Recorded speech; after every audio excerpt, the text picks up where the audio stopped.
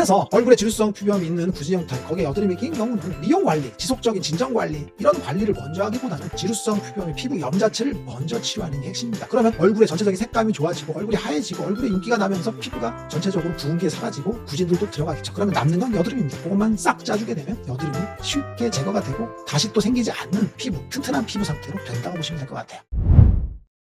안녕하세요, 묘한의사입니다. 얼굴 지루성 피부염을 치료하는 방법은 대체로 두 가지 방법이 있습니다. 다른 피부 질환도 마찬가지지만 미용적인 접근이 있고 또 하나는 질환적인 접근이 있다고 볼 수가 있습니다. 무슨 이야기냐면 양방 피부과에서도 미용 전문 피부과가 있고 피부 질환을 보는 피부과가 있죠. 물론 피부 질환을 보는 피부과는 거의 없는 게 현실이라서 대부분 미용 전문이긴 하죠. 그런데 피부 질환 자체가 근본적으로 치료가 어렵기 때문에 질환을 보는 피부과가 더 드문 탓도 있습니다. 치료를 해도 어차피 잘 안 나으니까 보람도 없고 컴플레인만 많으니까 더 힘든 게 사실이거든요. 그런데 피부 질환은 굉장히 흔하죠. 그러다 보니까 피부 질환을 보는 피부과가 너무 극소합니다. 그러니까 환자분들도 닥터 쇼핑을 하죠. 이 피부과 갔다 저 피부과 갔다 왔다 갔다 하죠.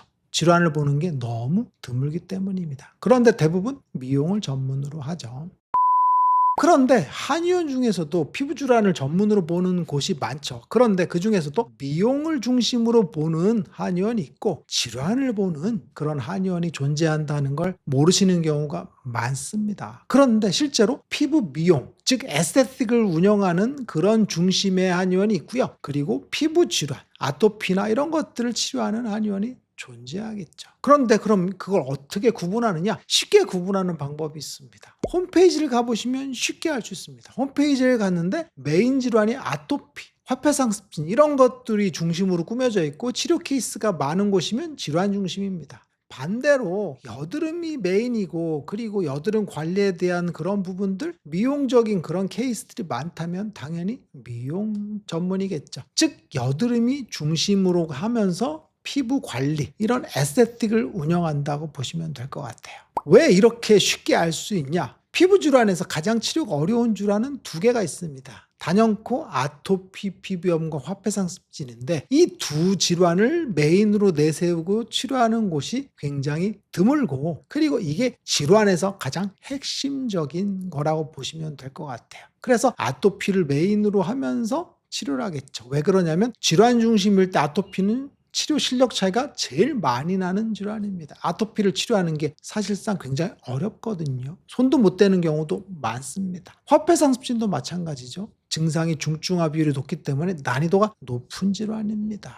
그에 반면에 여드름 같은 건 상대적으로 치료가 쉽습니다. 에스테틱에서도 치료할 수 있고 피부 관리샵에서도 치료할 수 있는 게 여드름이죠. 잘 짜주고 진정 관리만 잘 해줘도 잘 낫는 게 여드름이기 때문에 그렇습니다. 그래서 미용 중심은 대부분 여드름을 중심으로 해서 홈페이지가 꾸며져 있고 질환을 치료하는 한의원은 대부분 아토피나 화폐상습진 이런 매시브한 피부 질환, 중증 질환에 대한 것을 많이 다루게 되고 에스테틱을 운영하지 않는 경우도 많겠죠.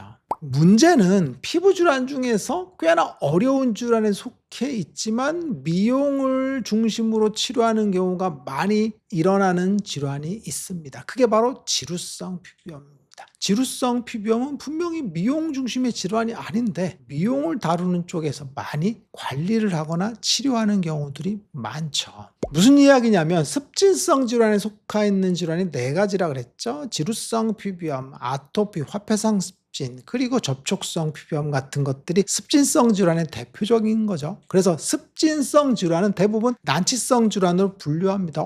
지루성 피부염도 습진성 질환에 속해 있으니까 난치성 질환인데 어떻게 미용 치료를 혹은 에스테틱에서 치료할 수 있냐라고 질문할 수가 있어요. 이건 왜 그러냐면 지루성 피부염은 타입이 존재하는데 그 타입 중에서 피부 관리를 조금 잘 해도 진정되고 유지가 되는 경우가 있습니다. 관리만 잘하고 압출만 잘해도 좋아져 보일 수 있는 유형이 존재하기 때문에 미용적인 측면에서도 다룬다고 보시면 돼요.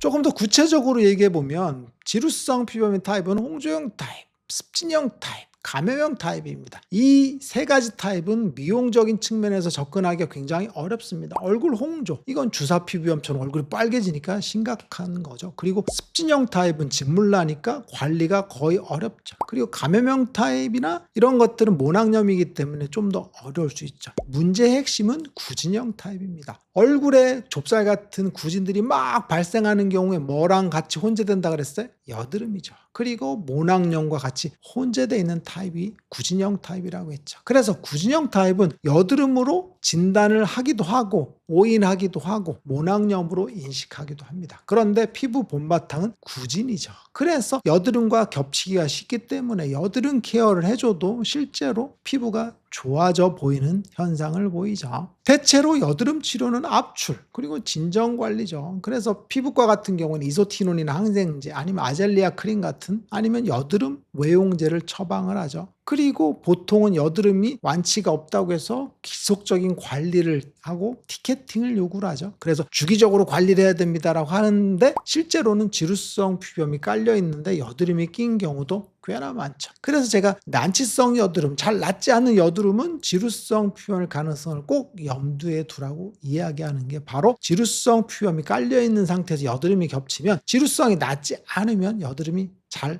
호전이 안 되는 경우라고 보시면 될 것 같아요. 그렇다면 지루성 피부염은 관리를 하는 게 좋을까요? 집중적인 전문적인 치료를 하는 게 좋을까요? 저는 늘 얘기해드리지만 지루성 피부염은 관리를 해서는 끝이 나지 않는 질환이라고 단언코 이야기합니다. 왜 그러냐면 습진 자체는 관리를 하면 진정이 되죠. 그런데 관리를 멈추면 다시 올라옵니다. 그래서 평생 관리해야 되는 그런 생각을 하게 되는데 지루성 피부염은 치료를 통해서 근본적으로 열대사 장애를 바로잡고 피부의 염증 반응, 습진 반응을 없애면 지루성 피부염 구진이 사라지기 때문에 여드름이라든지 혹은 모낭염이 생길 바탕이 사라지는 거죠. 그래서 지루성 피부염이 구진형 타입 혹은 지루성 피부염이 구진형 타입의 여드름이 낀 경우는 지루성 피부염을 먼저 쭉 없애면 피부가 하얘진다고 했죠. 그리고 구진들도 대부분 들어갑니다. 그러면 여드름만 동동 뜬다고 했죠. 그때 여드름을 짜주면 됩니다. 그래서 실제로 제가 그렇게 치료하고 있거든요. 그래서 지루성 피부염과 여드름이 껴있는데 지루성을 쭉 없애요. 그럼 남는 건 여드름입니다. 그래서 여드름은 마지막에 치료해 주거든요. 그럼 쏙 짜게 되면 얼굴이 반짝반짝하면서 여드름 흉터만 살짝 남고 색소 침착까지 다 사라지는 그런 유형으로 진행된다고 보시면 돼요.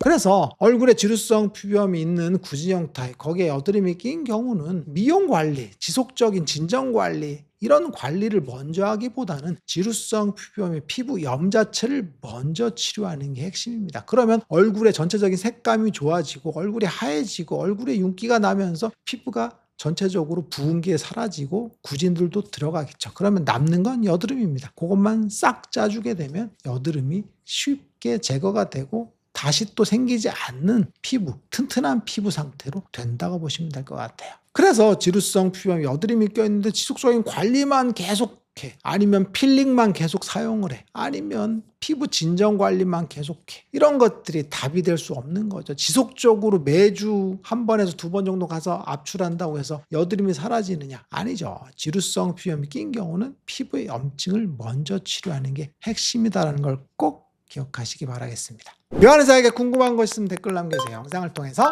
답변하겠습니다. 빠잉.